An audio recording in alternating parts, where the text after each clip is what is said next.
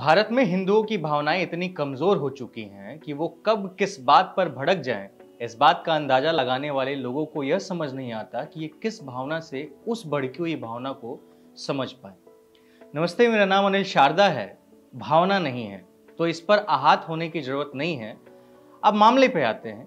Film निर्माता प्रकाश झा और उनकी टीम के साथियों को भोपाल में हिंदुओं की भावना भड़काने का आरोप लगाते हुए पीटा गया है, स्याही भी फेंकी गई है।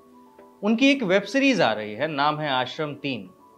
इस वेब सीरीज के दृश्यों को लेकर हिंदू संगठन बजरंग दल के कार्यकर्ताओं या नेता या फिर गुंडे कह लीजिए, कुछ भी कह लीजिए, इन्होंने प्रकाश झा और उनकी टीम को मारा पीटा है।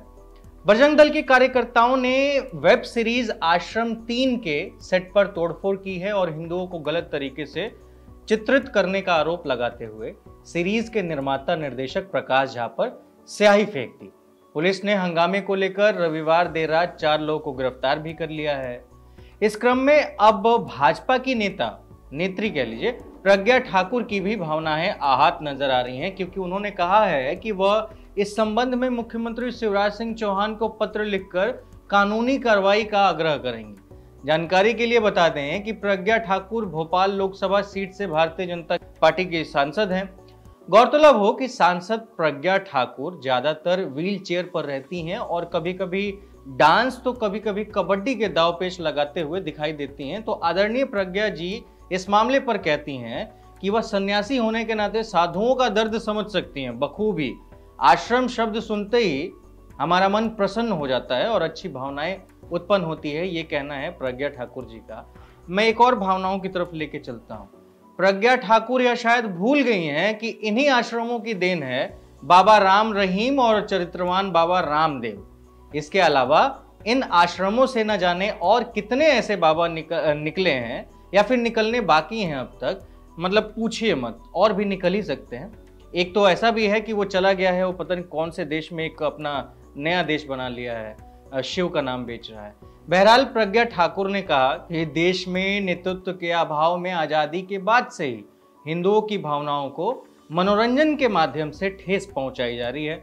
उन्होंने कहा कि फिल्में हिंदुओं की भावनाओं को ठेस पहुंचाने का माध्यम बन गई हैं और उन्हें अब न केवल मध्य प्रदेश में बल्कि पूरे देश में बंद कर देना चाहिए। मतलब ये सारी फिल्में बंद कर देनी चाहिए।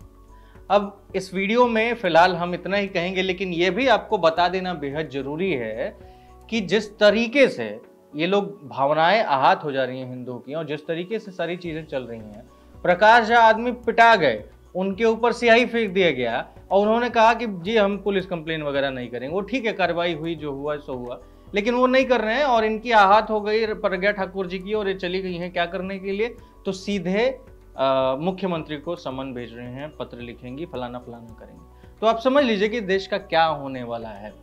इन्हीं आश्रमों में तमाम तरह के कुकर्म और कांड हो जा रहे हैं, बावजूद इसके किसी भी तरीके से कोई भी रोक टोक इस पे नहीं है।